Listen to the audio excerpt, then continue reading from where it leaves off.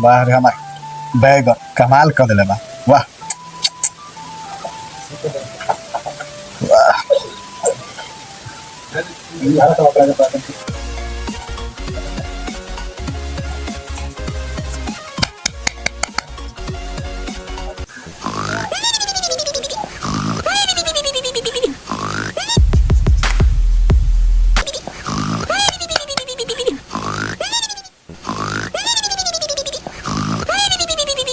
का बबुआ ई कौन मिसाइल लेके सुतल बड़ा?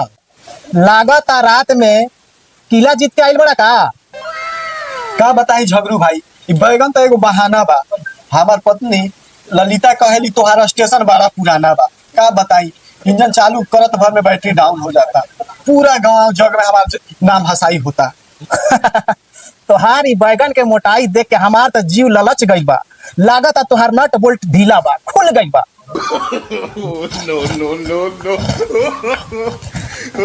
अरे जगू काहे इनकरा के हवा भरत बाड़ा हो? ई त अपने पुरान टायर बाड़े, काहे इनकरा के पंचर करत बाड़ा? देखन ना हई रात भर बैगन लेके हिलावत रहेलन, रात में लोडिंग के बेरा हाफत रहेलन। सुना ये ललिता, हमारा में पावर कम नहीं है, खाली बैटरी के पानी खत्म भइल बा, बाकी दूसरा कोनो गम नहीं है। पानी खत्म बा कि तोहर पाइप लीकेज बा? लागता कि पंडित जी के बोलवावे के पड़ी। हमरा भूत धइले बा का कि पंडित जी के बोलवाइबू? हैं? अरे तोहार इंजन में ढील बा, वैसे तो बोलवावत बानी हम पंडित जी के, बुझला? सिक्स पैक बॉडी देखो तले ना, इतना हमरा कमजोर समझ लेले बाले कि पंडित जी के से बोला के दवाई करइबे, ओजा सो खैती करइबे। अच्छा अच्छा, तू हमरा से चल थोड़ा बतियावे। तू तहार बॉडीए ले बा, तू हमरा से का बतियाइब? तहार पता चलला। अच्छा अरे बाप रे बाप, जब बिछौना पे जाला तब नु तू का बतियाइब? अरे देह तो झिंगा नियर झुराइल जाता, दिने पर दिन झुराइल जाता। पधनु के नाती है, हई पचलाता बा, हई पचलाता बा, हई दोकाला बा।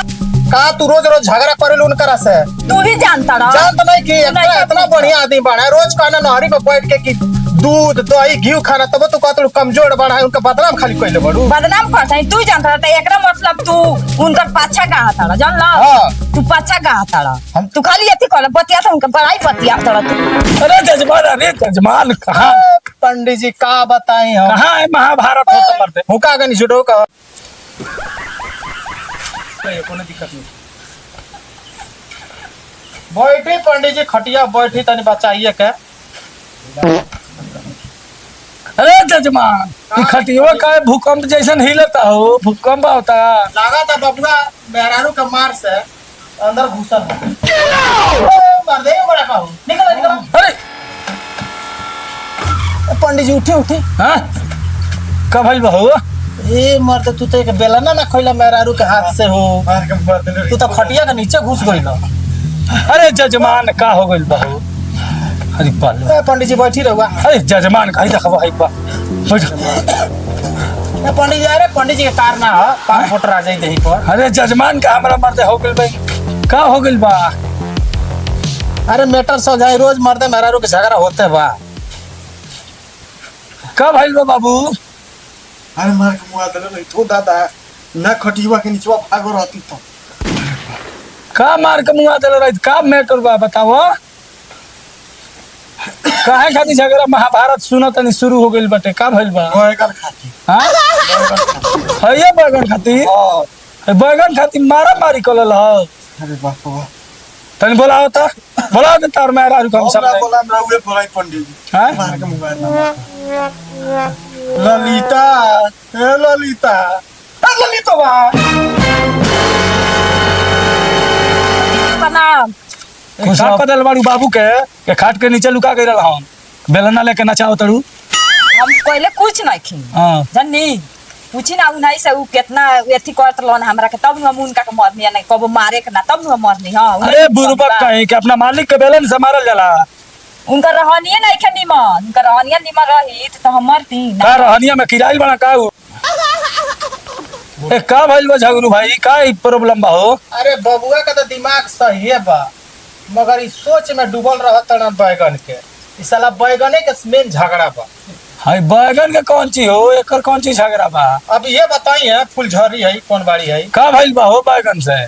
अरे उहे बैगन लेके रोज घुमावत रहत हिलावत रहत बुझाता उनके लगे दुकान कहत हमरा से बड्डी बनावतनी हम घी पियतनी इनकर मतिये मारा गइल बाटे काज ने बुझाता हइये बुझाता मारवा देले तू बनका मरवाले बाड़ू महती हां रउन ऊपरवाती लड़तानी तो देखी कह ठीक बा त पंडित जी आइए गइल बाड़े मैटर सुझाई पंडित जी का करत है इतना बढ़िया तो बटले बड़ा बॉडी बिल्डर। अरे पूछा तानी का करता है ये पूछी कि का हो काहे मारा ताड़ी काहे मार खाता मन बता इनका के खूंटवा उखाड़ के आ इनका व्यवस्था हम बना दी जौन गांव में घूम घूम के आज प्रचार करत फिर ताने कि हमर मौगी हेगा बिया होगा बिया तो अरे शादी भइले को साल हो गइल तो पुल पर जाके बैठ जाता है हाँ? पंडित जी हाँ। ज्यादा मुंह मत लागी हां बिस्लहरी का पानी पी हाँ। ठंडा दिमाग पर आ ठंडा से एकदम समझाई मैटर सुलझाती हां ए को साल तोर शादी भइले भाई? अरे हमनी के 10 साल से बेसी हो गई शादी भइल अरे कुछ करे ला के ना ए बकलो बाल बच्चा भइल के नाही खाली बैगन लेके हिलावत रह। अरे पंडित जी ई त चाबी भरले पर ना डोले लो खिड़की खोले नी तो सेटर गिरा के सुते लो पंडित जी कोनो ऐसन मंत्र मारी ई त सुतल शेर के जगा दी जन्नी तनी उपाय लगाई सब करम दम नहीं खे साफा खाली झूठू के एक्टिंग करला देखावे ला लोग से कि सुना बड़ी ना बात। चाबी से मत जा उ इतना तो बेलाना सुन के मारिए देला बाड़ू उ शेर जागे वाला नहीं खा कुछ खइहन त ए बाबू हाँ, ए जजमान सुनो ए पंडित जी में इतना शक्ति बा के अब्बे ऐसा ऐसा नुस्खा बताए हाँ। कि तू शेर के जगह कतड़ा सबके जोरे घर में तू ही बड़ा सब जाग है बाबू हां बाबा साफ मार दवा तू मौका बड़ा ए हम बाबा के जात हो के देखब पता नहीं ये क्या करे लो खाली लोग के देखावे लो ना हां बाबा ये कुछ करे ला के ना हम मंत्र बताओ तनी कान में एगो मंत्र बताओ तनी बोलो सुना जब नहीं कुछ हो तो साजी के हमारा लगे ठीक बा गाँव के लोग ना जानी आ पंडित जी तार सब काम कर दियो ठीक बा बाबा ठीक बा बाबा हड़बड़ा के काम नहीं सुनो हाँ बोली उनका के जाप बता दिल बनी उ रोज रोज हरे राम हरे कृष्णा जपी हन अच्छा। आ सब तनी के दुख दलिदर भाग जाई ठीक बा उ साजी के आई हन बोलावे हमरा के तो तू तैयार रहियो अच्छा पंडित जी राउत बड़ी नेकी गायब हम अरे अरे सुधर जाइहन तो सुधर जी तो हाँ ना मारे बेलना से जौन पिटाइल बारन इतना सुधरिया नु के तार बाल बच्चा सब चीज हो जाई गाड़ी घोड़ा सब चीज हो जाई तू काहे टेंशन लेता रू बहुत भइल पंडित जी ये बैगन अब कमाल करी अमन फिल्म कंपनी पर धमाल करी ए झगड़ू कैमरा के शटर ऑन कर ए पंडित जी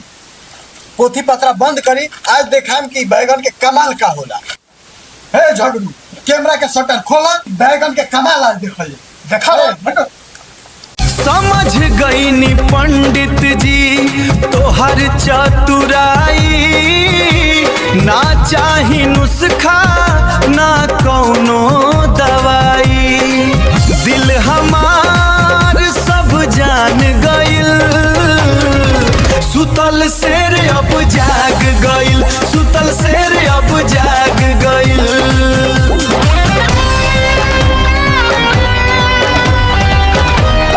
अरे जजमान क्या हो गया अरे क्या हो गया जजमान अरे माई रहे हो वोल्टेज बढ़ाइले पर लागत ताकि कमर टूट गई यही आ कहले रानी ना ज्यादा हेवी ड्राइवर मत बना खाली गियर बदल एक्सीलेटर चाप तो तू बात हमार मानत रह